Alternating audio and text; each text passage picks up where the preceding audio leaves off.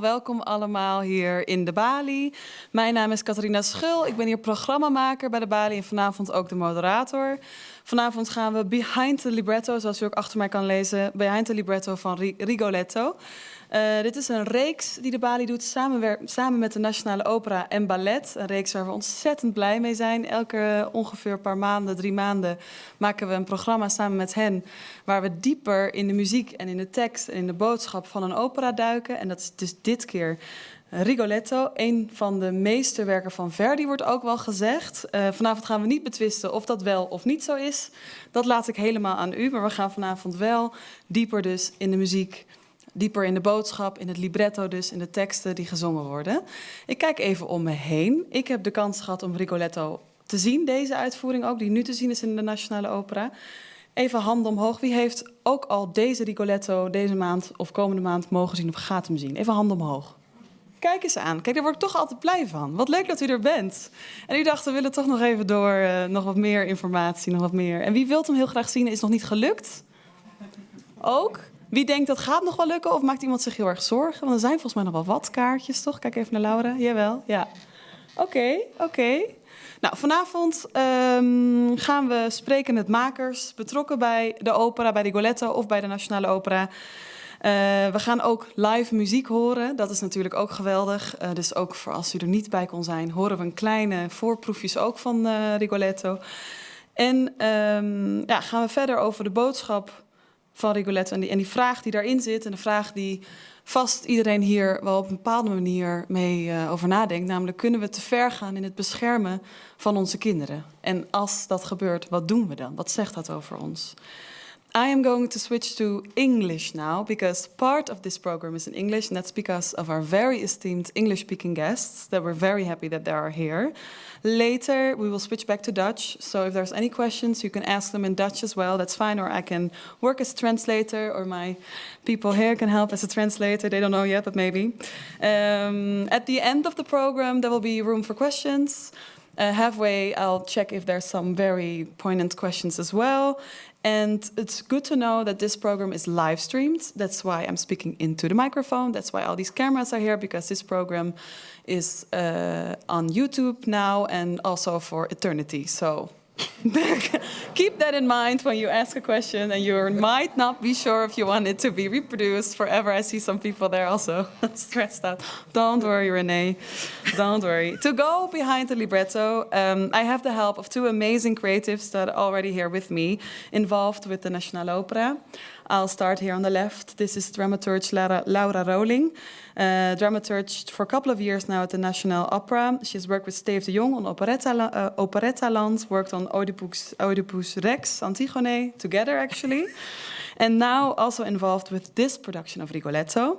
And on the right side of me, I have Mart van Berkel, who is a director of operas and musical theater. Also worked on Oedipus Rex and Antigone, and who made his debut with Silvesternacht in only 1 year ago, in 2023. Yes. Yeah. And also directed Il ritorno d'Ulisse in Patria from Monteverdi. I'm very happy that you're here. Give them a warm applause. Warm.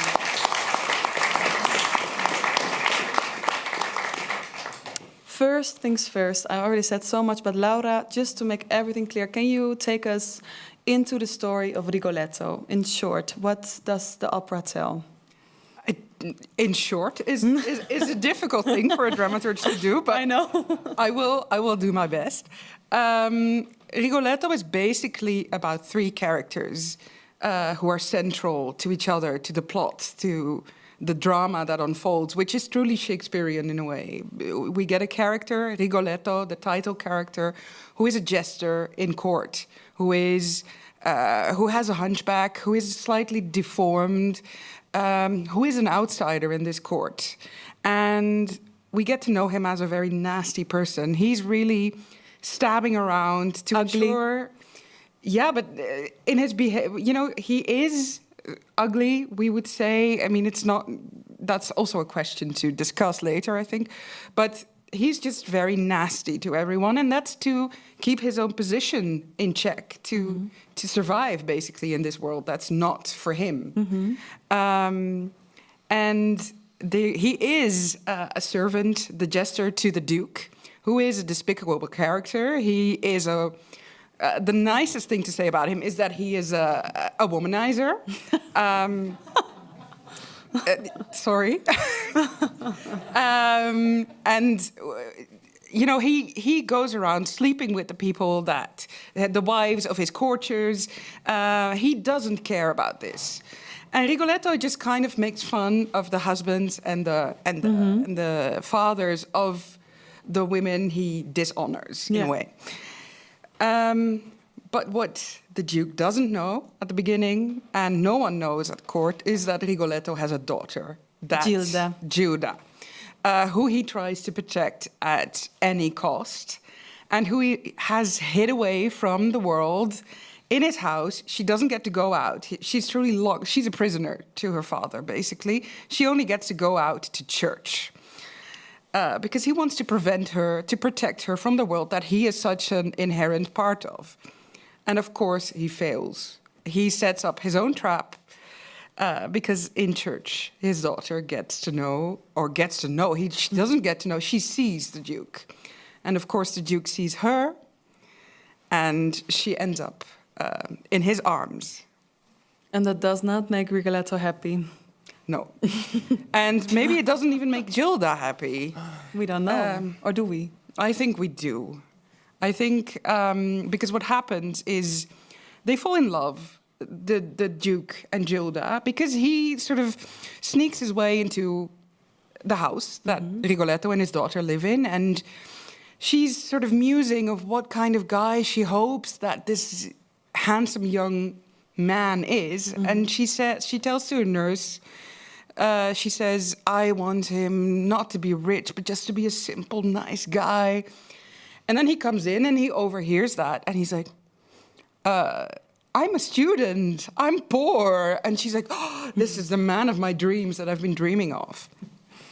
So essentially, he turns himself into the fantasy that she has. And then the courtiers who want their revenge on Rigoletto for making fun of them, they kidnap Gilda, take her to the palace of the Duke, where the Duke here is a bit worried, like, what happened to this girl that I'm sort of enchanted by. But what happened to her? Oh, now she's in my palace, the courtiers tell him. And he's like, okay. So they end up in a bedroom together. We don't know what happens. It isn't explicit. But we know that Gilda comes out.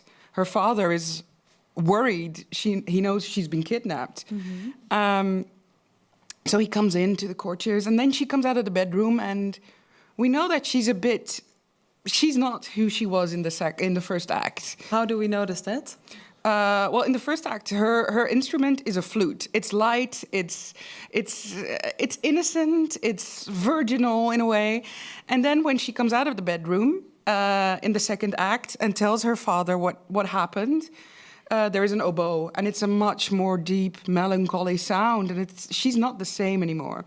And then in the third act, the third and final act, actually, Rigoletto he wants revenge on the Duke for sort of dishonoring his daughter and for his behavior. He wants to punish him. So he gets this assassin to sort of, take care of the Duke, to kill him, right? To kill him, an assassin who takes care of someone is basically killing. Like it's very someone. concrete. It's definitely. Yeah. And he does so by sort of Sparafucci, the assassin. Yeah. He has a very pretty sister, and of course the Duke is a womanizer. He is always interested in women. So this sister sort of seduces him. Rigoletto pays Sparafucci to kill him, and then the sister is like, when the Duke has gone up to the bedroom, the sister's like, oh, but we shouldn't kill him. He's so cute. He's lovely. And then they sort of come to an agreement that whoever comes through the door first, before midnight, before Rigoletto will return and retrieve the body of of the Duke, hopefully. They would kill anyone else that comes along before midnight and put it into the sack. And then Gilda hears this. She's come back to... She knows that the Duke has betrayed her. She's come back to the inn of Sparafucil and Maddalena. And she's like, okay, this sacrifice, I have to make this. And she knocks on the door. It opens. She's stabbed. She's put into the sack. And then when the Rigoletto comes around, he comes to pick up the sack. He's really happy about himself and about that he's about to toss the dead body of his employer that he hates into the river. And then suddenly, that's a very impactful musical moment. He hears the voice of the Duke singing a very famous tune, by the way. That we will hear later, yeah. And he's like, if he's there, then who is here in this sack? Who is this? He opens it up. He sees his daughter. She says a few comforting words that she'll be up in heaven with her mother. She can still speak. I mean, it's opera after all. But she dies after saying that she'll be up in heaven with her mother, guarding him. And Rigoletto is broken. His mind is broken. He is broken. He has nothing left because she was the only sort of pure thing in his life. The only thing that he really cared about. So, and that's also where we get to the staging of this particular production, because the staging starts at the very end. It starts with this broken man who's standing over the corpse of his deceased daughter that he loves so much. Yeah. It's all told in a flashback from that point of view. I know, Marta, you went to see the opera as well. What did you think of the staging? Can you take us with us from the staging? It was the first time for you seeing Rigoletto or not? Yeah. So you knew probably the story?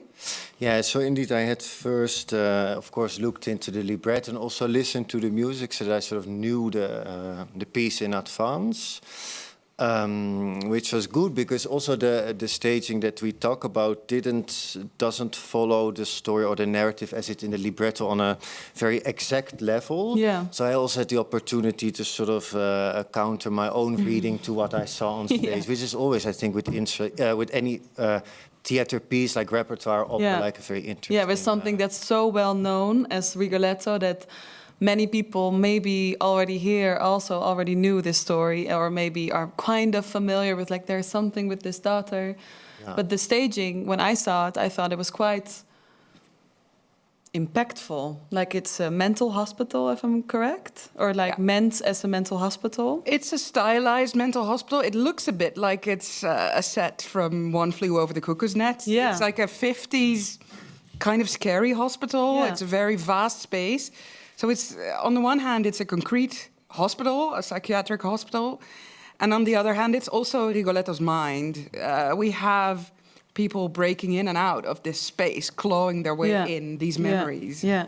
And I think this play, like with the reality of the mental hospital and sort of the flashbacks and the movement in and out of the reality and into his mind, was something that was very skillfully done in the staging, in the way that it went very organic and the way these sort of dream images or like these flashbacks came into the space and entered his mind and how they were put on stage. I think it was a very clever play with like different realities that also kept on surprising me. Yeah.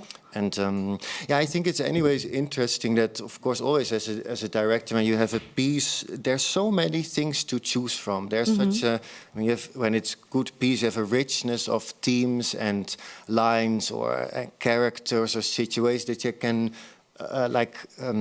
pull out of, and you can choose where to put the focus on and what to emphasize. What focus is chosen now by the director now, Damiano Michieletto? He's an Italian opera director. He unfortunately could not be here tonight.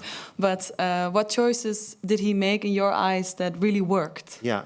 Oh, well, were very powerful. Yeah. Of course, like it's always a guess a little bit to jump into the mind of the director. But from what I can see, I think what he attempted, or like to really dive very deep into the psychology, so really the psychological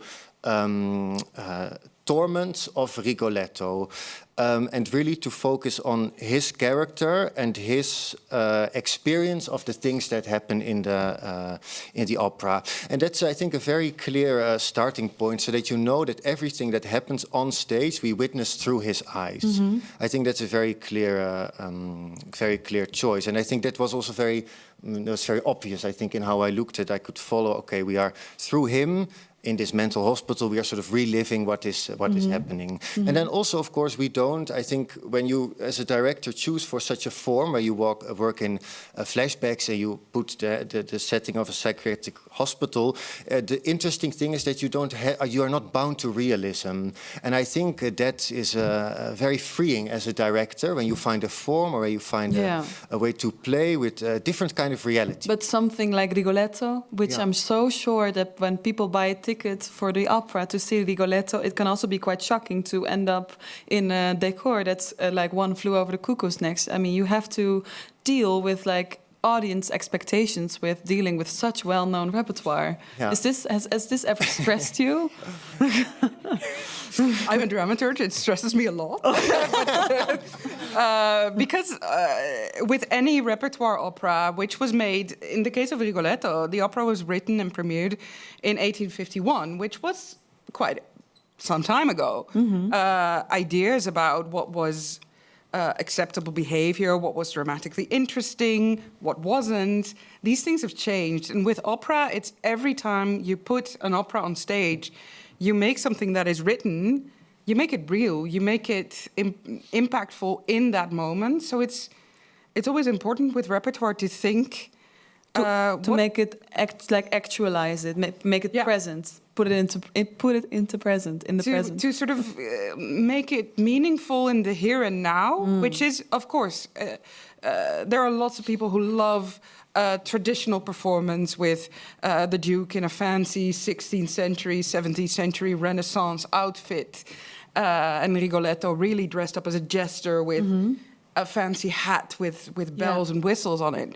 But it's the question is always, opera is not like literature. It's not eternal. It's not fixed. It's whenever you perform it, you're creating it anew in a way. You're imbuing it with life. That's also what our singers do.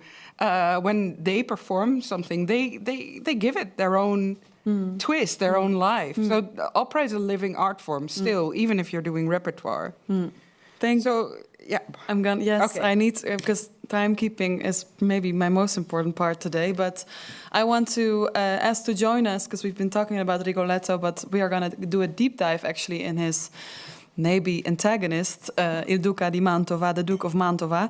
And we have René Barbera here, the tenor who plays Il Duca di Mantova in this Rigoletto.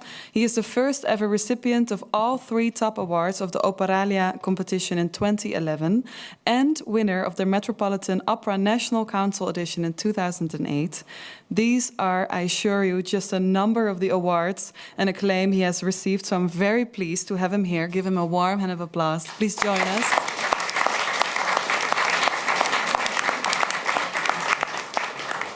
And before I grill you on everything you think about the Duca, we're going to listen to the Duca. Sounds great. And we're going to do that with one of the most famous arias, I think.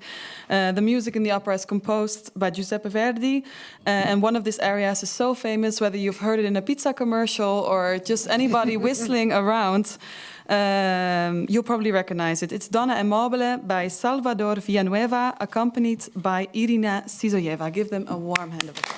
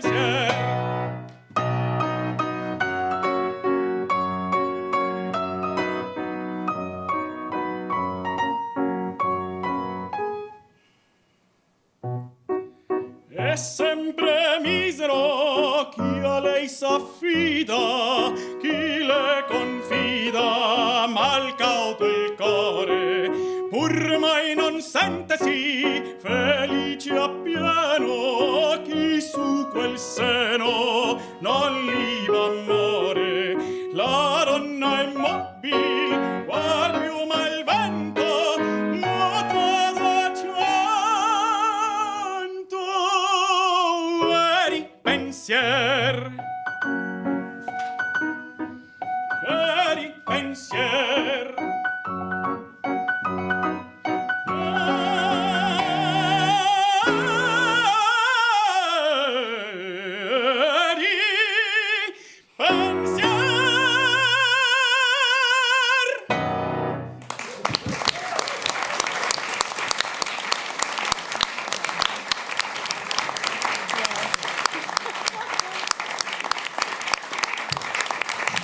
Thank you.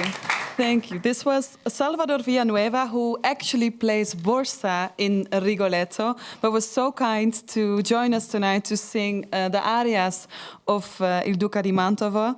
He's regarded as an upcoming, very talented young talent. He's part of the Nationale Opera studio since 2023 and made his debut in La Traviata, playing the intriguing party animal Gastone. We're going to hear more from him tonight and also, without a doubt, on opera stages around the world. Give him and Irina one more hand of applause.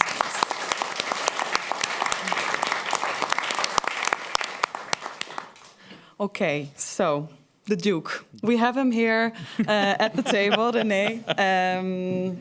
Can you take us to the moment in the opera that the Duke sings Il Donna Mobile? What happens? In La Donna Mobile, okay, so at this point he's already past the situation with Gilda coming in and being in his house and everything. He goes into Svatofucile's home, and presumably he's been there before because he's very clear of who Maddalena is and says, you know... The sister. Yeah, exactly. I want two things, your sister and a bottle of wine. And we all know what that means. And so that's kind of his thing at that point. And with La Donna Mobile, he's just kind of... It's kind of a bitter aria, actually, when you listen to the words, because he's saying, you know, women are fickle, you know, they can't make up their mind, you know, they're like a feather in the wind, they just kind of float here and there, and even if they're not really, if they don't speak much and all these things, you know, they have a beautiful smiling face, but they're liars. You know, like it's very interesting the way he goes. It's a very strange thing. It's very much a drinking song, and that sort of like... Yeah, exactly that motion.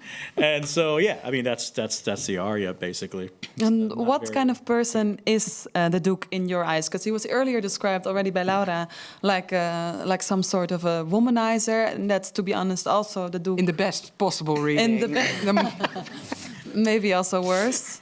Yeah. And that's also how I saw him, how I saw you actually last week on stage, like just this man who just...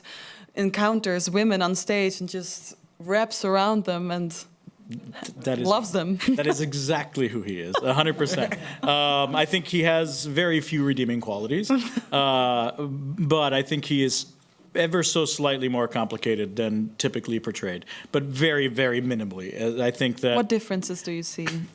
Actually, you said the word, which I was surprised to hear, which most people don't. He fell in love. I think in the moment, at least in his mind, he fell in love, and he believes that he fell in love with Gilda. And whether or not we as the audience believe that that's true love or not is kind of irrelevant, because as all of us have experienced, when we think we're in love with somebody, it's like, oh, this amazing thing, right? And you just kind of go crazy for it. And that's kind of where Ella mi fu rapita parmi and possente amor come in. That's that expression of that love, having lost it in theory, in his mind at one point anyway. And so, yeah, that's pretty much the only moment in which there's a little bit of genuine personality that isn't just him being a womanizer, isn't just him philandering and being awful. Yeah, I mean, that's basically it. There's really not much to it. Did you see that too, Mart?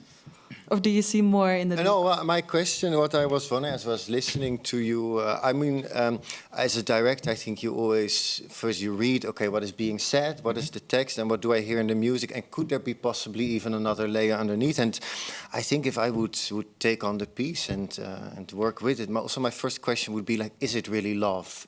From both of them, from the Duca, but also from Gilda. I wonder if you can really speak of like, is it really falling in love? And of course, there is like an expression from the Duke of being in love. But it also, as a director, I'm also curious to whom is he expressing this, and is there any like hidden agenda with it? Well, that's the thing. It's completely to himself. Yeah. Ella mi fu rapita, there's nobody else on stage listening to him. Parmi, there's nobody else on stage listening to him. And even Possente Amor, he's not talking to anybody. Everyone's just watching his reactions. He's having all of this to himself. He has no motivations in what he's saying in that particular loving moment. To when he's expressing. He's not addressing anyone. Correct. He's having just his own thing. Yeah, I think that's where I, as a director, would take some liberties. Because I think a character just expressing something for themselves, I think, well, I would always be curious who else is in the room who could possibly be listening and have an opinion about this, or who could possibly have an interest in what is being said, or... Well, in this case, it would probably be Gilda, right? Yeah, the chorus is also on stage. The chorus is there, and they hear the Possente Amor part, and in fact, Yeah. they comment on it that I'm acting a bit strange. Yeah, Which is Really? unusual to how I normally would behave, which is to say that if there was a woman in my presence, I would immediately go to her and not talk about it. Fair, that's fair. This is not the first time or the only time that you've played the Duke, if I'm correct. You've played it many times. The next coming year, you're also going to play it somewhere else. How do you feel about this narration, the mental hospital, the flashbacks? What does it mean for you? Wow. So it's a very interesting take on it, actually. And at first, when I heard about it, I'm like, I don't know how this is going to play out. It's like I had to wait and see. And it's interesting. In a way, it's sort of, it changes entirely the motivations, because what we're seeing isn't necessarily reality, as we had discussed. So we're seeing what Rigoletto has imagined happened, or is retelling in his mind, as you see at the very beginning, 30 of me come out with my face, which is terrifying for me, by the way. Yeah, that's good to know. I don't know if you have a picture, but the choir, the chorus on stage wears all face masks of your face, of the Duca, to kind of, to resemble, you can tell this better. Yeah, probably. Rigoletto is obsessed with this Duke as the evil guy in the story. Yeah. There it is. And that's why the chorus and the courtiers, they all take on his face. The only thing Rigoletto sees apart from his daughter is this particular face. Yeah. And let me tell you, nothing prepares you to see your face coming towards you from the dark. I have a new fear unlocked. I've had more nightmares in the last month than I've ever had. So, anyway, yeah, it actually very much changes kind of a lot of the motivation, because even in the first part, Questa o Quella, I'm not speaking to women. I'm not going to them. There's no women on stage, in fact, in the entire part. Instead, I'm just kind of digging at Rigoletto. I'm just kind of just singing it into his face, like, I'm going to have every woman I want. And the subtext is including your daughter. You know what I mean? And it starts right out the gate in that way, because that's how he sees it in his mind. So it's a very interesting thing. And at first I had to struggle against it, but I'm singing at him. I don't understand. You kind of have to battle against that a little bit. Because in other versions, I'm not singing Rigoletto's to not women. necessarily on he's stage. not the focus. Well, he's on stage, but he's just not the focus of anything. Yeah. I'm usually speaking of some random chorus woman or a dancer or something of the sort. Yeah. Or just to the entire world. Exactly. Because the Duke is cocky. He would 100%. Well, that's his whole thing, I mean, that's a very arrogant aria. Do you like playing him? Yes, it's very fun, because it's nothing like me. I always have more difficulty playing characters that are more like me, because then I feel like I'm more vulnerable and exposed in that way. And then it's like, this is too much like me. This is too personal. With this character, I can just kind of play. There are situations that are a bit more complicated, like the physical interactions with my female colleagues. I'm always very cautious about that, because I'm coherent of what the Duke would do. But that's not me. And I'm very I don't know is this okay? Like, I'm very nervous to just start touching. There's a on lot of people. grabbing. Yeah, quite a lot. Yeah, and so Yeah. I try my best to make my colleagues comfortable and Of course. not make anybody uncomfortable, because the character has a capacity to make people very uncomfortable, including myself, as it were. You want to say something? Yeah, I had a question. Go ahead. I was just, it's a little, maybe take a little turn, but a question also came up to me also while listening to the aria, is that I have the feeling that, of course, like the tune is catchy, you want to hum it, but the text is just rude. Misogynist? And, yes. Extremely. Yes, extremely. And I always wondered, you could read a certain sense of irony in that. I don't know, but I'm not aware. Like, is that something that Verdi very consciously put into it? Is it like a concept that the director in this production also worked with? Like, how do you work with the irony of like a text and a music being so off track with each other? Actually, That's classic bel canto. It's classic bel canto. The music having one happy, playful rhythm meanwhile you're talking about suicide or something awful. It can absolutely happen in that way. You know what I mean? Not in this case, obviously. It could, but Verdi knew what he was doing. Oh, absolutely, he did. Explain.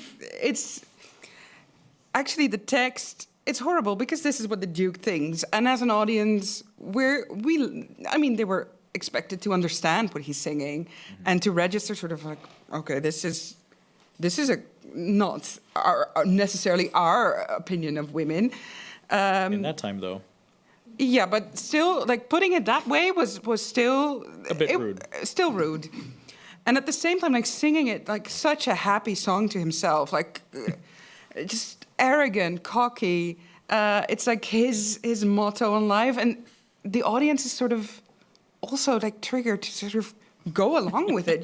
You're seduced into sort of hopping along with it, moving with it. It's like it's music that gets under your skin because it's so catchy. And then at the same time, there's this disconnect. It's like, I love this music, I feel it, but the text, oh my God, it's like, it's a feeling of conflict. And it sort of, when you hear it first, the aria in the third act, it prepares you for the moment when Rigoletto hears the voice of the Duke when he's about to throw out the body, and he hears it. That's the melody that sort of pushes the knife into his gut, because that's exactly the Duke's vision on life, and also his light way of moving through life.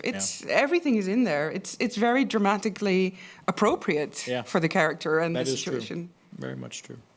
Is there any arc or development in the Duke, do you feel? I don't think in the process of the opera. Maybe for you now, after all these years, yes. But I don't think the Duke really learns anything. There are no repercussions for him.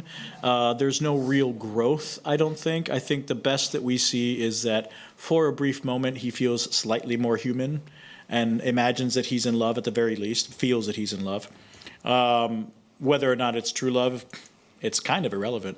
It's just what you feel, the number of times. That that's irrelevant? It's irrelevant because I say it's irrelevant because true love doesn't matter. It's what you feel. When you were 18 and you fell in love for the first time, that was the most powerful thing you'd ever experienced in that moment. And in that moment, it doesn't matter if it's true love or not. It's so powerful, it's so attracting, and so amazing for that moment that you just what you call it doesn't matter. It's the most powerful thing you've experienced so far. And I think that's honestly the closest the Duke has ever come to real love. Because of those days, people didn't marry for love. That's in the beginning. So the lesson or the arc is it kind of exactly. It's just kind of going in a little delve, and then it's like, I changed my mind. What does it say that the Duke doesn't have any repercussions, even though he kind of ruins a life? Well, what is actually really interesting is at the beginning, there is a curse at the party. Yes. There's a father, Monterone. His daughter has been seduced by the Duke. Rigoletto mocks him, and Monterone, in his anger and frustration, curses both the Duke and Rigoletto. And that curse takes hold of Rigoletto. He becomes obsessed with it, and it becomes... it's fulfilled. The curse is fulfilled. Rigoletto suffers the fate that Monterone sort of foretold for him. But the Duke doesn't. So what does this tell us? Is the world just unfair? I think that's a big lesson. From Verdi, do you think? From Verdi, definitely. On purpose? I think also on purpose. It's also there in the original play that Verdi based his opera on by Victor Hugo, who was, as we know, a very socially involved author, playwright, and who really considered these issues, these social issues, because Rigoletto is a normal guy. He's a servant at court. And the Duke is an aristocrat. He can get away with a lot more. So there's this really social inequalities going on. And sorry, Go ahead. No, I'm just thinking it also to talk about these social inequalities and also the fact that he has no repercussions for his behavior. I think it also. Through that way, he will never be able to learn anything, the Duke, which you could also argue in the end could also make him a very tragic character, because he is stuck in a system that will never allow him to be something else, because nobody will correct him. So he will also never be able to change and never really understand what kind of impact his behavior has. It's just a thought, when you look at people with a lot of power who don't get corrected anymore, at some point they also become a little bit tragic people, right? Because they are so disconnected from reality, or in this case, so disconnected from the reality outside the court and outside his status, that he is actually only that, and he sort of loses touch, perhaps, with the real world that he's not a part of. I was just thinking maybe that also could make him tragic at some point, which could also be more interesting than saying he's just only the villain. Do you feel he could be tragic? I would say in a third world problems sort of a way, because the tragedy that he experiences from not having any growth and not really being a complete person pales in comparison to the tragedy that Rigoletto suffers or that Gilda suffers. He's not going to lose his life in that way. He's not going to lose a loved one in that way. He's going to live a charmed life. It's just going to not be a very fulfilling, perhaps, life in the sense of like growth, but it's gonna be pretty great. I mean, let's be honest, he's getting away with anything. He's having anything he wants anytime he wants it. I mean, it could, in modern society, be a bigger problem, but in those days, definitely not. And if I understand correctly, on this side of the table, it's maybe a very subtle, layered critique of Verdi on how we view aristocrats, how they are portrayed by Verdi now, because that was not easy in his time to portray a duke. But So careless as this Duke. I wouldn't even say it's subtle, right? It's not a subtle critique. It is a big fat extreme. critique, right? Or at least or how I would... And we know that Verdi and his librettist, Francesco Maria Piave, struggled a lot with censorship. They had to get their entire libretto approved by an Austrian censor who the Austrians ruled Venice, where the opera premiered. Yeah. So they went through the entire libretto, sort of checking it for sensitive issues and critiquing an aristocrat, a ruler, someone who maybe should be considered a role model, was kind of daring. Yeah, spot. Yeah, and maybe is still something to critique them. Maybe is something we can do. Of course, we have Lucky TV. I think for the Dutch people, we know what it is. But I mean, the part that we still expect rulers to be kind of the perfect example of who we are, right? The ruler, the Absolutely. For instance, if we go back to the COVID pandemic, we were all locked in our homes, not allowed to go on holidays, but the king, the head of our king, Willem-Alexander, he went on a holiday to Greece.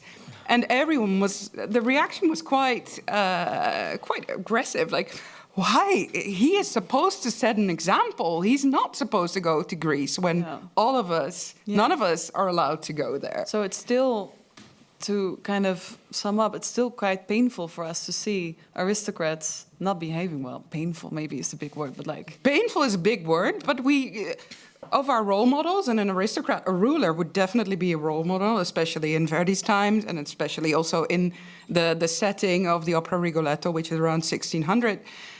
Rulers were supposed to be better people. Otherwise, why would they rule? Or Bloodline. Bloodline. exactly. Sure. I but mean, true. That's true. But also not there to were. be direct about like how That's definitely unfortunate true. yeah, but of course, there was also a lot of storytelling going on, image managing, propaganda to sort of also reaffirm like the today. image of the ruler. Yeah. Renee, is there, to go back a little bit back to Rigoletto, is there a favorite moment of this opera for you? A moment in music, a moment in stage, a moment for your own character or somebody else's? Yeah, it's the quartet.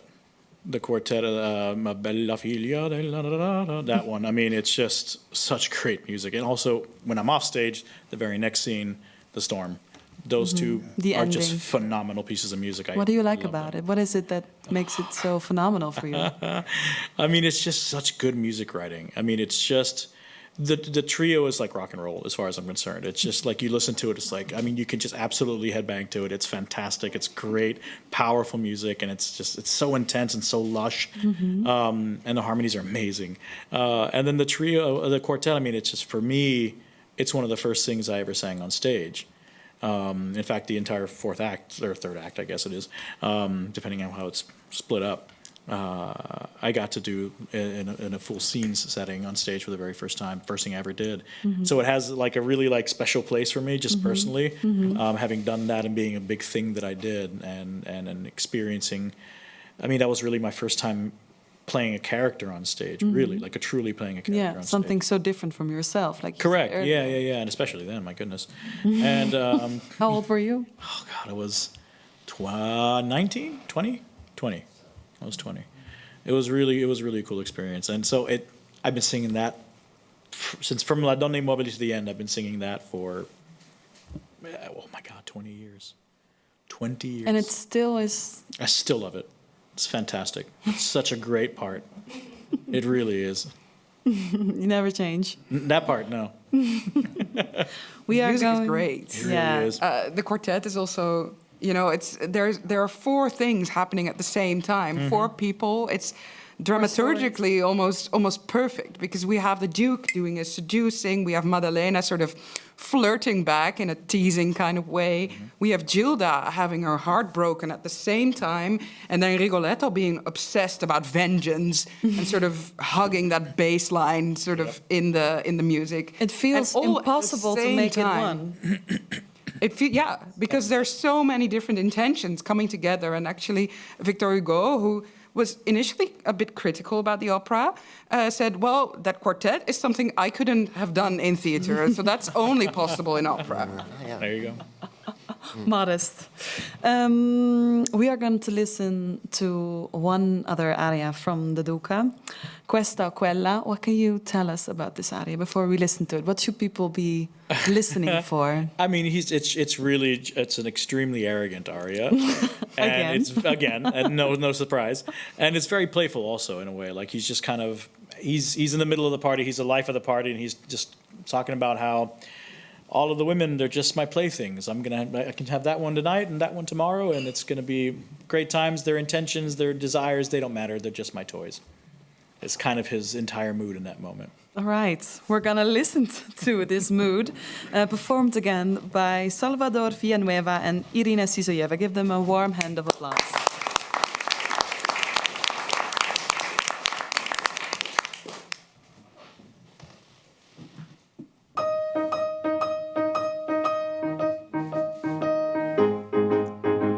Questo quella per me pari sono a quant'altre d'intorno mi vedo del mio cuore l'impero non c'era meglio ad una che ad altra beltà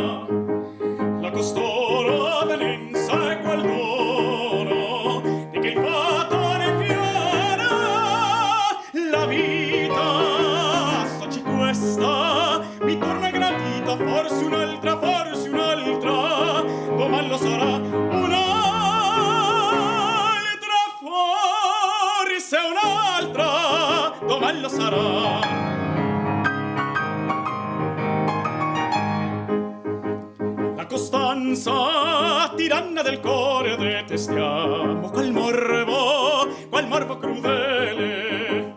Sol chi vuole si servi fedele, non va amore, no, se non v'è libertà. De mariti il geloso furore, degli amanti la smania e del rido anco d'argo in cent'occhi ne sfido. Se mi punge una qualche beltà.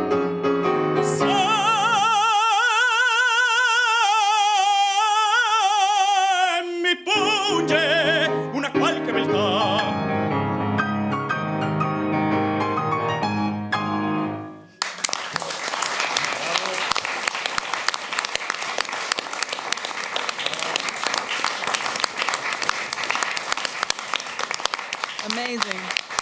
Amazing. Thank you so much, Salvador Villanueva, Irina Sisoyeva, and also thank you, René Barbera, for being here with us tonight. We're gonna say bye because you need to leave and you need to be on stage again tomorrow, all of you, to perform again Rigoletto on the Nationale Opera and Ballet. I was so happy to have you here. We're gonna switch to Dutch also in a second, but give them, while they're packing up, a very warm applause. Thank you so much.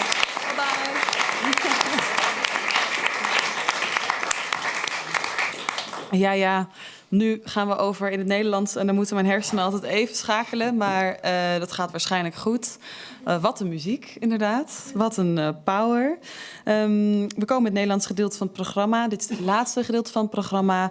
Waarin we eigenlijk... Ik wil verder praten over het verhaal van Verdi, van Rigoletto. En wat voor betekenis dit nog heeft nu in 2024. Hoe geloofwaardig vinden we dit nu nog? En gebeurt dit nu nog? Of zien we er waarheden van? Aan tafel bij mij komen erbij Abdella Meras, kom er alvast bij, en Floor Houwing ten Kate, terwijl ik jullie beter introduceer. Geef ze inderdaad alvast applaus, heel goed. Kom erbij. Fijn dat jullie er zijn. Abdella Meras, jij bent pedagoog en oprichter van de Trias Pedagogica, een expertisebureau gespecialiseerd in vaderschap, opvoeden en interculturele pedagogiek. En hier zit Floor Houwing ten Kate, regisseur en schrijver. Ze maakte heel veel, maar een van de dingen die ik maar ga noemen is het familie-epos over huiselijk geweld.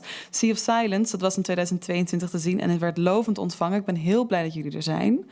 Ik heb jullie ook uitgenodigd, omdat we altijd in deze reeks proberen eigenlijk de thema's in die opera naar het heden te trekken. Omdat een opera inderdaad iets levends is en niet iets is wat de hele tijd vaststaat. Maar ook eigenlijk vanuit jullie expertises. Dus laat ik even bij jou beginnen, Abdella. We zijn samen naar de opera ook geweest. En ik heb jou gevraagd om daar ook te kijken als pedagoog. Wat zag je nou gebeuren? Nou, we hebben al veel gehoord, maar misschien kan je wat toevoegen wat jou is opgevallen. Ja, echt heel veel. Heel veel heb ik gezien. Maar wat natuurlijk bij mij bijgebleven is natuurlijk de relatie tussen vader en een dochter. Ja. Dat is natuurlijk ons thema. En we weten dat natuurlijk ook verschillende onderzoeken, maar ook vanuit de praktijk, dat vaders natuurlijk heel veel invloeden hebben, positieve invloeden hebben op hun kinderen. Mm-hmm. Zowel jongens als meisjes. En vooral meisjes is nog een grote invloed. Mm-hmm. Dat heeft met de gender en allerlei dingen. Dus dat is eigenlijk wat ik heb, de relatie tussen vader en kind en meisje. Mm-hmm. Ja. En wat zou je zeggen over die relatie? Ja, kijk, als we kijken natuurlijk naar die intentie van vader, en daar begin je natuurlijk altijd mee, zie je dat hij natuurlijk zielsveel van zijn dochter houdt. Dat is natuurlijk van de positieve kant. En die kijkt natuurlijk van die overbezorgdheid. Ja, dan zie je dat het een negatief, negatief is. Ja, zeker. Is dit volgens jou... Kijk, we leven natuurlijk niet meer in een tijd dat we in een hertogdom zitten met hoveling en al die dingen. Dat hebben we natuurlijk niet meer. Maar op sommige plekken natuurlijk nog wel. Daar ben ik me eigenlijk ook wel bewust van. Maar goed, voor nu in ieder geval. Is het voor jou nog een dynamiek die actueel is, die je hebt gezien? Is het iets waarvan je denkt, er zijn nog steeds vaders die hun dochter zo overbeschermen dat het echt slecht uitpakt? Ja, heel veel. Ja. Kan je daar een voorbeeld van noemen? Ja, kijk, als ik een voorbeeld mag noemen van uithuwelijken, dat is eigenlijk ook een soort vorm van je wil je dochter beschermen tegen de andere, de externe. En dan wil je aan je familie of uithuwelijk intentie is goed. Alleen de uitwerking en hoe dat allemaal doet bij dat meisje, ja, dat is natuurlijk vreselijk. Besnijdenis van vrouwen, het is ook precies hetzelfde. Uit bezorgdheid, uit allerlei dingen wil je wel je dochter beschermen tegen het kwaad. Maar wat je doet bij je dochter is natuurlijk het vreselijk. Je hebt echt heel veel natuurlijk vaders die ook hun dochters natuurlijk thuis houden. Ja, thuis houden. Dat ze angstig zijn, dat het gevaar van buiten. Dus dat heb je nog steeds. Dat heeft Verdi en Victor Hugo, de oorspronkelijk schrijver, dus in 1800 al goed te grazen gehad. Nog steeds waar. We worstelen hier eigenlijk nog steeds mee. Ja, met zeker, deze opvoedvraag. En nog erger, op sommige gebieden is het nog erger. Ja? Ja. Kijk, dit is natuurlijk ik vind gewoon dit... Ja, dat is natuurlijk wel een opera die natuurlijk... denkt van... Ja, dat gebeurt ook nu gebeuren misschien bij rijken. Dat hij zijn dochter wil beschermen tegen bijvoorbeeld het kwade wat zij denken. Tegen dat zijn dochter niet of een zoon, maar niet met een arme kind of uit een andere cultuur. Dat gebeurt nog steeds. Dat je uit of ander geloof. Het gebeurt nog steeds. En soms is het natuurlijk... dit is natuurlijk een klassiek voorbeeld wat we gezien hebben. Maar als ik kijk naar bijvoorbeeld... wat ik zei, uithuwelijken... Ja, het is echt gewoon het ergste wat je kan doen bij een meisje. Even naar jou, Floor. Jij bent ook naar de opera geweest. We hebben al heel veel thema's natuurlijk benoemd. Maar wat is jou het meeste bijgebleven toen je daar zat? Wat mij het meeste bij is gebleven... waar we het net eigenlijk al een beetje over hadden... is dat natuurlijk Rigoletto in deze opera centraal staat. En nu natuurlijk ook het feit dat hij dan is opgenomen... of in flashbacks dit alles beleeft. Ik merk dat ik heel erg bezig was met de rol van Gilda eigenlijk. Vooral. De dochter. Ik maak zelf wat voorstellingen waarin het vrouwelijk perspectief leidend is. In deze voorstelling is natuurlijk heel duidelijk dan gekozen voor de man. Het was ook een all-male team aan de zijlijn, zag ik. Afgezien van Laura. Ik was er alleen voor de herneming. Dus. Precies, ja. Dus ik ben dan heel erg bezig met wat is de boog die Gilda doormaakt. En ook inderdaad, hoe moet het voor haar zijn om op deze manier op te groeien. En snap ik alles wat er gebeurt. Waarom doet zij dit? Waarom kiest zij ervoor om te sterven uiteindelijk? Is er iets wat je niet snapte? Waarom zij wil sterven op dat moment. Ja? Ik vind dat best moeilijk. Ja, als jonge vrouw, 2004, of jonge vrouw, midden 30 ook niet, maar leven. Jonge vrouw. 24, ja. Nee, dan ben ik daar wel mee bezig. Ook omdat ik denk ook de manier waarop het verteld wordt in de regie... is natuurlijk toch dan nog steeds door de ogen van een vader die zijn kind verliest op dat moment. Ik zie het niet als een daad van verzet vanuit haar, als je dat al verzet zou kunnen noemen, of vanuit helemaal handelend vanuit een soort autonomie. Dus ik merk dat ik tijdens opera, ik hoop dat niemand het erg vindt dat ik dit zeg, maar en dat ook bezig was met hoe zou het zijn als zij centraal had gestaan? Hoe zouden we het dan vertellen? Ja. Heb je daar een antwoord zelf op? Nou ja, nee, daarvoor zou ik net als Mart moeten studeren op de opera en het dan helemaal onder loep zou moeten nemen. Maar ik was er net wel mee bezig. Kan dat met deze opera? Ja. Wat zou er dan gebeuren? Ja, biedt het materiaal daar genoeg handvaten voor? Wat denk jij, Mart? Jij hebt het materiaal ook bekeken. Je hebt een beetje ervaring. Nee, ja, ik denk dan meteen nee. Of je moet een ontzettend ingewikkelde constructie bedenken. Maar ik denk dat je als publiek dan ook misschien weer een ander concept erop. Ik zou laten we een nieuwe opera maken over Gilda. Toch? Ja, waarom niet? Toch? Ja. Dat is eigenlijk de enige oplossing, nieuw werk. En Verdi uit zijn graf halen voor nieuwe muziek dan, voor Gilda. Ja, weet ik niet. Ja, het is natuurlijk ook inderdaad een vraag. Wat kun je, het is eigenlijk een groter gevaar van hoe ver ga je met regie, welke ingrepen wil je doen, hoe ver ga je van het stuk af, hoe dicht wil je erbij blijven en krijg je dat goed bij elkaar. Ja. Maar veel is ook subtiel. Hoe je haar als aanwezigheid op dat toneel laat zijn, dat is ook heel leidend. En nu, omdat we door die ogen van Rigoletto kijken, is zij ook gewoon... we zien ook 2 Gilda's op het toneel. Ja. Kan je dat uitleggen? We zien aan de ene kant de jongvolwassen vrouw, de zangeres. Ja. En aan de andere kant is er een meisje van een jaar of 10. Het is echt nog best kort en klein. En zij is de dochter die hij de hele tijd nog in zijn hoofd heeft. Hij ziet haar niet als een jong volwassen vrouw die misschien eigen behoeftes heeft of een eigen verlangens heeft. Hij blijft haar zien als dat kleine meisje dat je als vader ook echt zeg maar haast kan verstikken nog met je opvoeding en in bedwang kunt houden. En daar zien we ook in dat jonge meisje, dat heeft een soort griezelig wit doodsmasker op. Ja. We zien het ook op die foto. Ja, doodeng. En het ziet er behoorlijk eng uit. Maar dat is ook om uit te drukken het moment waar Rigoletto zo geobsedeerd door is. Het moment dat hij haar dood in die zak heeft gevonden. En het moment dat hij eigenlijk zijn hele leven in elkaar is gestort. Dat achtervolgt hem. Ja. Dat kleine meisje dat hij had willen beschermen. En dat uiteindelijke lot. Als we kijken naar die problematische vader-dochterrelatie, waarvan we denk ik wel hier toch kunnen concluderen dat hier speelt in dit verhaal, hè, Abdel, dan is dat klein, dat maar niet iemand willen zien opgroeien. Is dat een van die belangrijke aspecten daarin, een psychisch aspect daarvan? Ik denk dat er andere factoren spelen dan denk ik. Oh ja? Want je hebt natuurlijk verschillende invloeden. Als we terugkijken naar die opera, dan zie je natuurlijk dat er druk van de maatschappij, van hoe gaan anderen over mij zeggen. Je hebt mij vernederd naast andere mensen. Dat is belangrijker. Eer is belangrijker dan eigenlijk hoe het meisje zich voelt. En dat merk je, dat zie je terug. En in die tijd zie je dat het sociaal controle erg sterk is. Ja. Geloof ook sterk is. Ze moesten ook alleen maar naar de kerk en terug. dat zijn dingen die natuurlijk invloed kunnen hebben op het gedrag van de vader. Ja.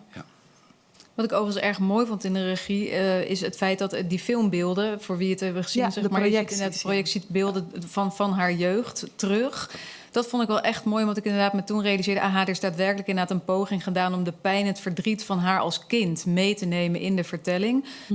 Dat vond ik goed gedaan. Dat had ik ook nog niet eerder op die manier gezien. Het is niet 100% realistisch, je ziet dat het fictie is, maar het is nog steeds, het maakte haar gelaagder.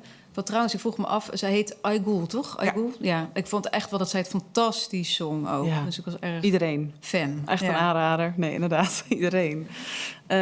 Wat deed dat voor jou, dat die projectie, die extra laag? Waarom is dat voor jou zo belangrijk? Nou ja, omdat ik de beste mogelijke lezing die ik kon hebben van de opera was het feit dat ik inderdaad bezig was met haar jeugdtrauma. En dus inderdaad ook met zijn trauma, ook van Rigoletto, maar ook dat van hen twee. Ja. Hij natuurlijk, zijn vrouw of de moeder van Gilda, jong verloor. Ja. Zelf niks wil vertellen over zijn achtergrond verder, dus haar helemaal onwetend laat. Ja. Dus ik denk van daar ligt een bodem voor dat is zeer problematisch. Maar het zit natuurlijk niet, het zit wel een beetje in het libretto, maar ook niet volledig. Dus ik voel het dan ergens anders. Dat resoneert door die beelden, maar op een andere manier. Ja. Wat vond jij daarvan, Mart? Waarvan? Van die beelden en van geprobeerde, zonder dat de tekst er is. Want we hadden het net over het vrouwelijk perspectief. Het wordt heel lastig, zei je. Maar dit is een poging. Ja, ik vond het wel allemaal erg veel, ook die beelden. Ja, vertel. Ik vond het... ik vond de boel ook nog wel... Ja, ik vond eigenlijk veel dingen ook complexer maken. En misschien maar ook dingen uitleggen die ik eigenlijk wel het gevoel had dat ik die ook al wel kon snappen zonder. Wat voor dingen dan heb je het over? Nou, het was maar misschien ook de beelden zelf, die zo eigenlijk vrij... de beelden zelf die vrij letterlijk waren. Of zo'n tekening waar die moeder dan werd weggekrast. Of zo. Ik vond echt een herhaling van zet eigenlijk van wat ook al in het libretto zit. Ja. Ik heb het ook meer over de fysieke beelden tussen vader en dochter bij dat raam, zeg maar. Bijvoorbeeld. Misschien kun je het even... we hebben daar geen voorbeeld van, maar er is natuurlijk een moment dat je... En ik weet echt niet waar in de opera... Ik denk dat jij dit nog beter misschien weet. Maar dan zie je kleine Gilda bij het raam zitten en haar vader doet de deur op slot, volgens mij. Ja, dat is inderdaad die filmprojectie. Ja. En dat... Ja, de kleine Gilda inderdaad, die haar, op de een of andere manier haar moeder probeert te tekenen en dan weghaalt. En overduidelijk worstelt met die dood van die moeder. Ja. Waar ze ook eigenlijk niks over weet. Die vrouw heeft geen geschiedenis, behalve dat ze blijkbaar een engel in de hemel is en fantastisch was. En verder kan zij haar eigen identiteit ook helemaal niet plaatsen. Zij weet niet hoe haar vader heet. Ja. Dat is het eerste wat ze hem ook vraagt in die opera. Van, maar vertel me toch hoe u heet? En vertel me anders iets over mijn moeder. Zij is nieuwsgierig. Ja. Zij is een jonge vrouw die volwassen aan het worden is en wil weten wie ben ik, waar kom ik vandaan en waar kan ik dan ook naartoe met wie ik ben. Ja. En dat geeft haar vader haar ook niet. Dat weigert hij. Het eerste waar jij ook volgens mij over begon, of een van de eerste dingen waar jij over begon toen wij de opera uitliepen, dat je zei, ze vroeg zo naar zijn moeder en hij zegt gewoon helemaal niks. Klopt, ja. Dat viel jou ook op. Ja, het viel me ook op. En wat mij ook eigenlijk opviel, is omgaan met emotie. En dat merk je dat heel veel mannen niet kunnen omgaan met hun emotie. Omdat ze dat niet geleerd hebben. En dan zou ik een voorbeeld geven, bijvoorbeeld als je zoon van 10 jaar, 12 jaar huilt. En dan ga je gelijk van, wees een man en huil niet. Ik zeg niet dat iedereen dat doet, maar dat gebeurt. Dat zie je gewoon in je omgeving dat het gebeurt. En een meisje mag wel huilen. Ik zie heel terug dat de vader niet over emotie wil praten. Niet over zijn vrouw of wil praten. En dat is denk ik, dat ik zie vanuit de pedagogische kant, ook vanuit mijzelf, dat het echt ook probeert die emotie weg. Ja, hij zingt ook toch, Rigoletto zingt volgens mij een beetje in het begin, in de eerste act, als ik het goed heb onthouden, van ik ben een nar, mij is het recht ontnomen om te huilen, ik mag alleen maar lachen. Dat zingt hij toch? Precies. Ja. Hoe keek jij naar dat aspect? Dus de emoties, de frustraties van emoties bij Rigoletto. Is dat iets wat bij jou binnenkwam? Of dacht je, nou ja... Nee, dat dacht je vast niet. Nou, ik denk altijd, ik heb in mijn leven nu wel heel veel mannenleed moeten bekijken op het podium. Als ik heel eerlijk ben. Dus ik ben er soms ook wel klaar mee. Ik biechte ook aan Mort op dat ik tijdens het kijken van de opera ook even zo dacht, heb ik eigenlijk al een keer een opera gezien over een vrouw die een baan heeft. En toen daarna dacht ik, een baan anders dan dat ze prostituee is. En toen zei Mart, ik ken ook een opera van een vrouw die in een sigarettenfabriek werkt. En toen voelde ik de slow clap opkomen. Maar nee, dus ik verbind me echt niet heel snel met mannelijke personages. Ook al wel, zeg maar, als natuurlijk het leed wat zij doormaken op een bepaalde manier ook universeel is. En ik vind natuurlijk een nar is een heel fijn personage om naar te kijken. Ik vind ook interessant dat het inderdaad op een bepaalde manier de voorstelling over traumaverwerking gaat. Dat het dus inderdaad keer op keer die herbeleving van hem daarin zit. Dus dat vind ik mooi. Maar ik ben inderdaad ook bezig met de stereotypering van een vrouw in een bloemetjesjurk, zeg maar. Ja. Maar nu krijg je mijn kritische lezing. Ja, zeg ga maar door, ja. Super. Nee, dus dan, wat ik zeg, dan kom ik vooral uit met...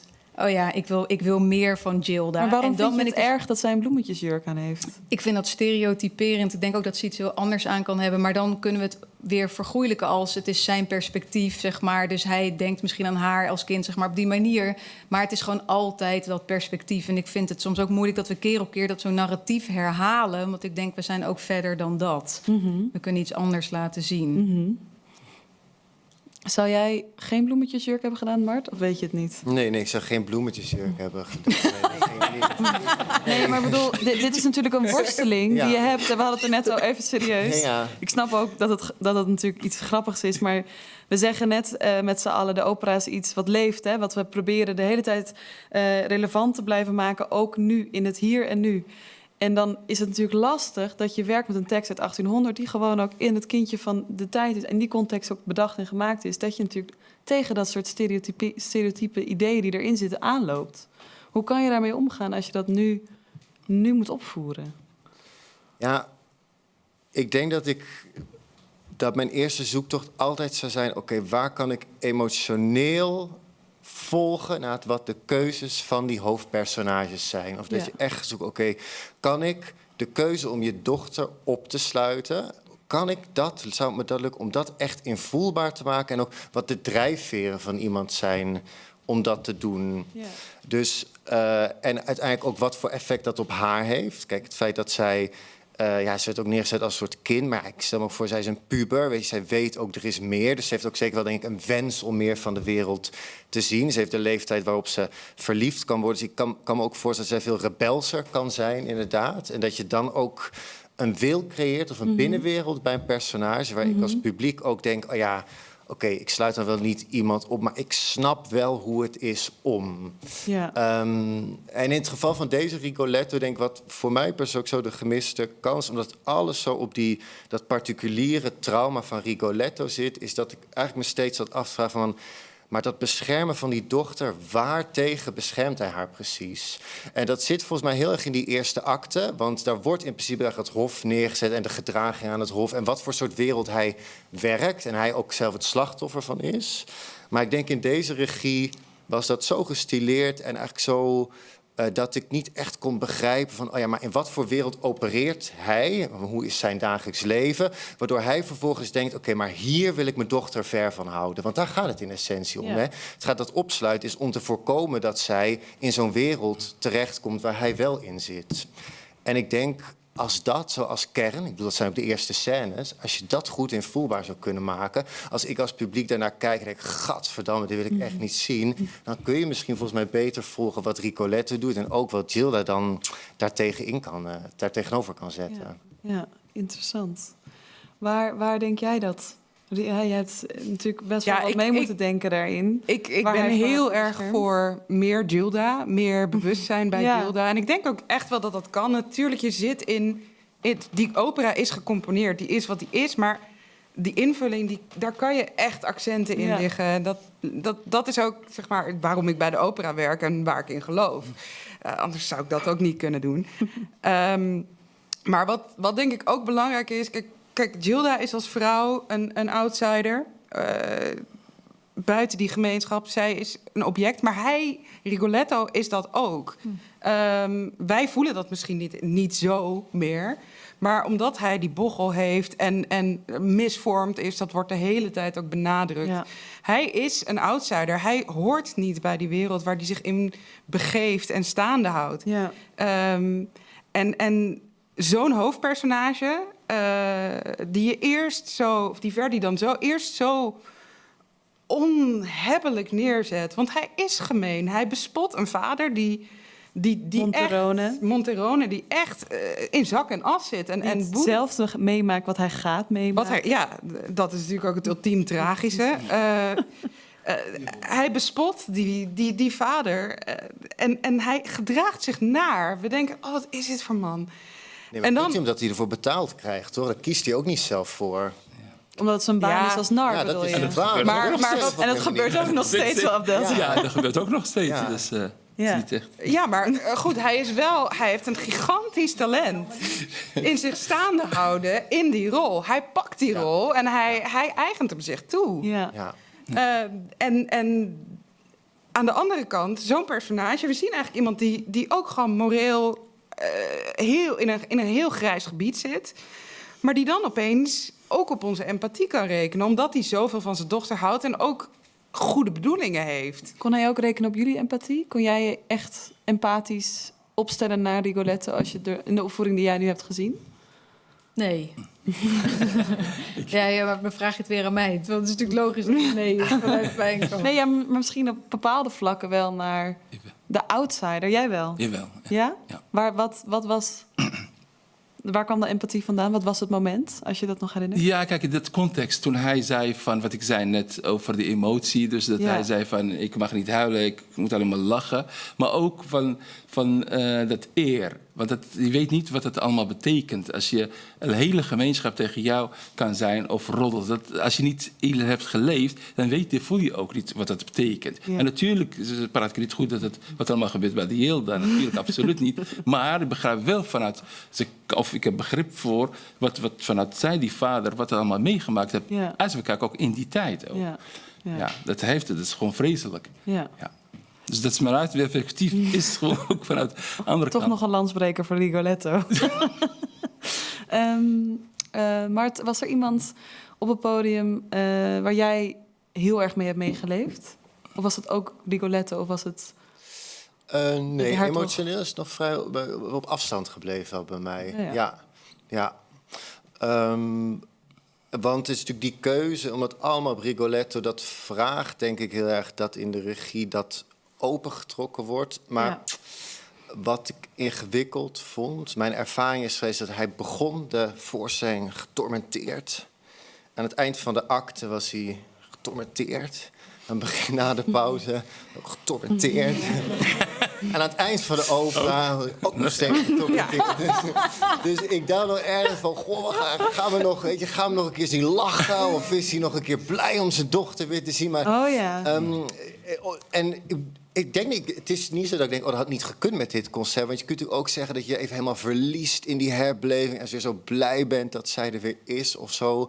Maar ik vond dat om daar echt mee te identificeren, vond ik dat kleurenpalet echt te beperkt. Ja. Maar dat is, ik weet dan niet zo goed, is dat regie of hoe? Nou ja, dat kan ik moeilijk de vinger op leggen. Dus de zanger die bepaalde accenten legt, dat weet ik ook niet zo goed. Het is, zong het prachtig, het is regie. Ja. Het is regie. Ja. De regisseur krijgt altijd de schuld. Ja, zeker. Nee, het is wel echt die regiekeuze. Want door het mooie aan Rigoletto en zijn boog is ook dat hij... ik zei het al eerder, het is haast Shakespeareaans. Hij is bijna een soort King Lear die ook bevestigd wil worden door zijn eigen dochter en zijn eigen kinderen. En daarin zijn eigen gedrag ook zijn eigen ellende met zijn kinderen haast teweeg brengt.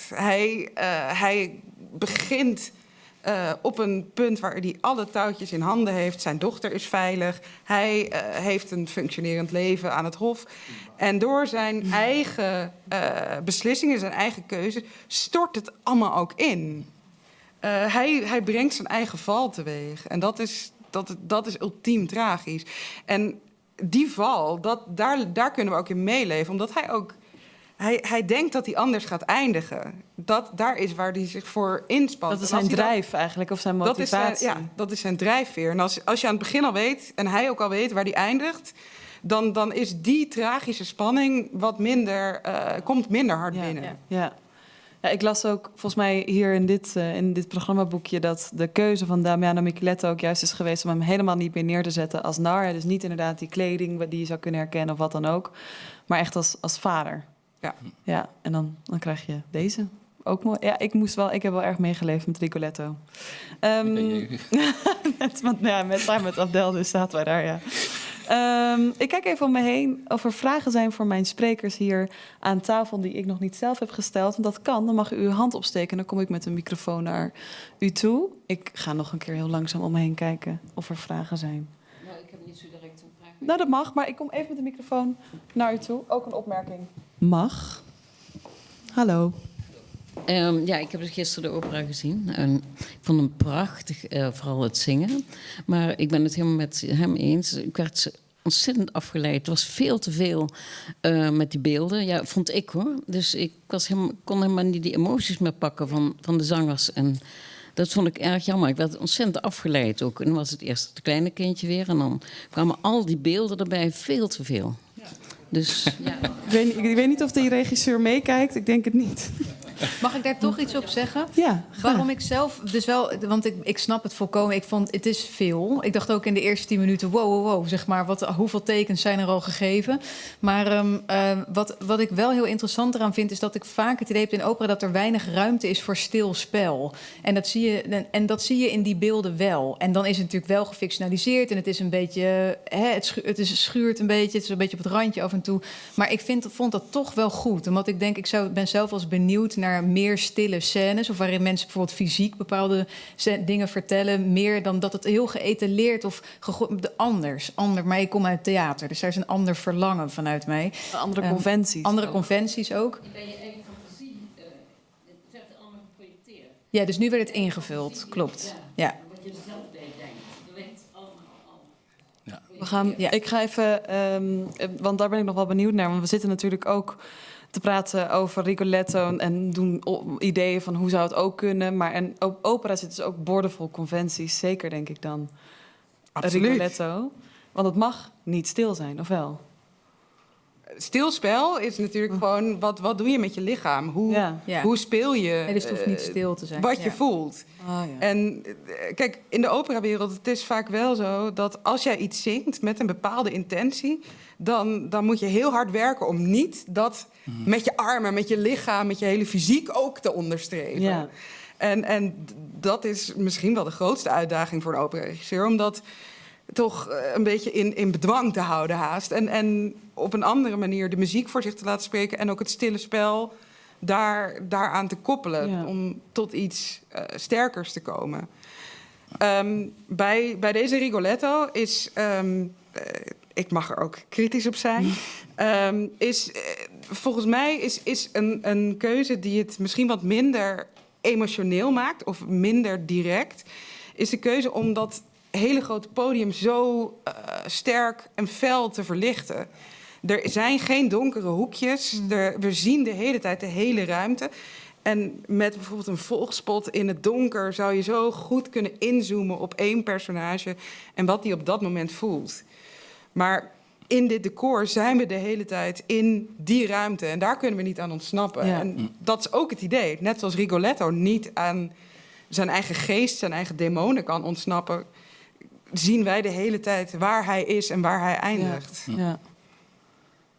Wil je er nog iets aan toevoegen, Mark? Ik vind het interessant, ze hadden kunnen niet naar gekeken.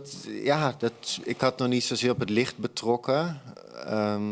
Zou goed kunnen hoor, dat het wel zou kunnen helpen. Maar ergens is dan ook meteen een stem in mij. Denk, dan kun je er wel een spotlight op, maar dan moet de personage ook wel echt iets interessants hebben om te voelen, wat ik dan mee kan voelen. Dus ik weet dat niet. Dan zo komen we goed. weer bij toch de grenzen Maar het had aan misschien wat het zeker wel libretto nu is. geholpen, ja, het had misschien wel kunnen helpen. Ja. Maar goed, ik denk dat er nog wel ruimte is om weer na te denken over andere vormen en interpretaties van Rigoletto. Of een hele nieuwe Gilda die misschien ooit wel verschijnt hier aan deze kant. Wie weet? Ja. Wie weet?